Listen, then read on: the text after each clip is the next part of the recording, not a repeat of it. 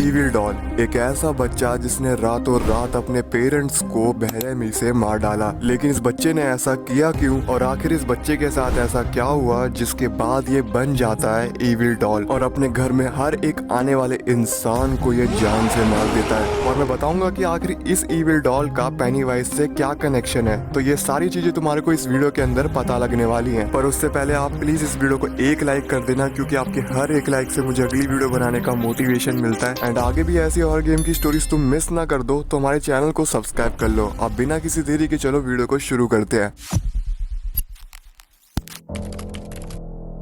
कहानी की शुरुआत होती है यूक्रेन से, जहाँ पर एक फैमिली रहा करती थी और उस फैमिली में थे सिर्फ 4 मेंबर्स। एक डैड जिसका नाम था डेविड और एक मॉम जिसका नाम था सैरा और इन दोनों का बड़ा बेटा जिसका नाम था रायन और रायन का छोटा भाई जिसका नाम था रोमन। ये अपना खुशी से अपने इस घर में रहा करते थे। बाकी फैमिलीज की तरह भी इनकी नॉर्मल सी लाइफ ही चल रही थी। रायन और रोमन ये हमेशा की तरह अपने स्कूल जाया करते, डेविड अपने काम पे चले जाया करता था एंड सैरा वो अपना घर का ध्यान रखती थी। सब कुछ एकदम नॉर्मल सा चल रहा था। लेकिन कुछ टाइम से सैरा ने नोटिस किया कि उसका बड़ा बेटा रायन उसका बिहेवियर काफी चेंज हो चुका है। जहाँ वो अपने मम्मी पापा से बहुत अच्छे से बात किया करता था, अब वो उनसे बहुत ही अग्रेसिव तरीके से बात करना शुरू कर देता है एंड वो अपने भाई रोमन को भी काफी ज्यादा परेशान करना शुरू कर देता है और इनके बीच में अब काफी ज्यादा लड़ाइयाँ भी शुरू हो जाती हैं। अब डेविड, सैरा और रोमन ये तीनों काफी ज्यादा परेशान हो गए थे रायन से। इनके घर में काफी ज्यादा अब लड़ाइयाँ शुरू हो गई थी, जिसके बाद कोई भी किसी से बात करना भी पसंद नहीं करता था। रायन अपना कमरे में ही बंद रहता था, वो अपने कमरे से बाहर ही नहीं निकलता था। लेकिन एक रात हमेशा की तरह वो अपने भाई के लिए रात का खाना उसके कमरे में देने जाता है। तब रोमन ने देखा कि उसके भाई ने अपने कमरे का दरवाजा बंद कर रखा है। वो काफी देर तक खटखटाता है लेकिन रायन खोलता ही नहीं। फिर परेशान होकर रोमन अपने पापा के पास जाता है और उनको ये बात बताता है, जिसके बाद डेविड को भी बहुत ज्यादा गुस्सा आया। ये तीनों रायन के कमरे के पास जाते हैं और पहले तो वो दरवाजे को खटखटाते हैं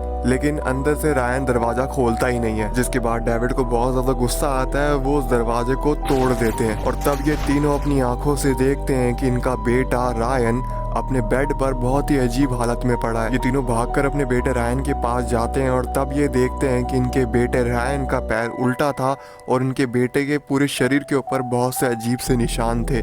बट सबसे भयानक बात तो ये थी कि रायन मर चुका था। ये देखकर तीनों काफी ज्यादा रोते हैं। इनको कुछ समझ नहीं आ रहा था कि इनके बेटे को आखिर किसने मार डाला। पुलिस भी आती है और अपनी इन्वेस्टिगेशन शुरू कर देती है, लेकिन उनको भी अपनी इन्वेस्टिगेशन में कुछ भी पता नहीं लग पाता। जिसके बाद पुलिस वाले भी अपनी इस केस को बंद कर लेते हैं। लेकिन एक सवाल हमेशा के लिए इन तीनों के दिल में रह जाता है कि आखिर इनके बेटे रायन को उस दिन हुआ क्या था और इनके बेटे को आखिर किसने मारा। बट डोंट वरी, आगे तुम्हें पता लग ही जाएगा कि रायन को उस रात किसने मार डाला। अब लगभग 6 महीने बीत चुके थे रायन की डेथ को कि तभी एक नई प्रॉब्लम शुरू हो गई। रायन का जो छोटा भाई था रोमन, उसकी कुछ हफ्ते से काफी ज्यादा तबीयत खराब रहने लगी। अब आप लोग भी सोच रहे होंगे कि तबीयत तो हर किसी की खराब रहती है, ये तो एक नॉर्मल सी बात है।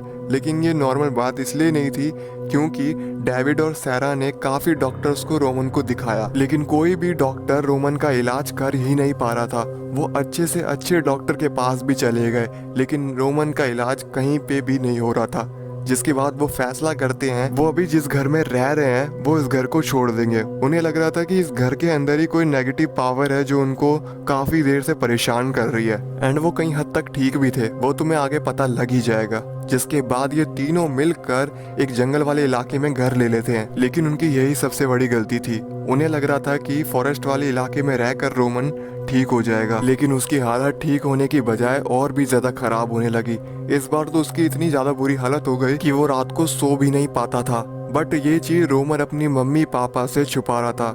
वो इसलिए क्योंकि उसे एक रात एक ऐसा सपना आया जिसके बारे में वो किसी से भी जिक्र नहीं करता। उसके सपने में आया कि एक अजीब सा दिखने वाला डेविल जो साइज में काफी ज्यादा बड़ा था, वो डेविल रोमन से कहता है कि अगर तुम नहीं चाहते कि मैं तुम्हारे भाई की तरह तुम्हें जान से मार दूं, तो तुम्हें मेरी सारी बातें माननी होगी और इस चीज का जिक्र तुम किसी से नहीं करोगे। अगर तुमने इस चीज का जिक्र किसी से किया तो तुम तो मारे जाओगे और साथ ही साथ तुम्हारे मम्मी पापा भी मारे जाएंगे। जिसके बाद वो डेविल रोमन से कहता है कि तुम्हारे को मेरी पूजा करनी होगी और कुछ रिचुअल परफॉर्म करने होंगे और इसके बारे में किसी को पता नहीं लगना चाहिए, और अगर ऐसा तुमने नहीं किया तो तुम्हें पता ही है कि आगे क्या होगा। तभी झटके से रोमन की आंख खुली और तब उसे रियलाइज हुआ कि उस रात उसके भाई के साथ क्या हुआ था और उसके भाई को किसने मारा। अब ये सब उसे पता था लेकिन ये अब वो किसी को बता नहीं सकता था। जिसके बाद जैसा जैसा डेविल कहता है वैसे वैसे रोमन करता है। जिसके बाद रोमन अपने घर के बेसमेंट में रिचुअल करता है और जैसे जैसे डेविल उसके सपने में आके जो भी उसे मंत्र दिया करता था वैसे वैसे रोमन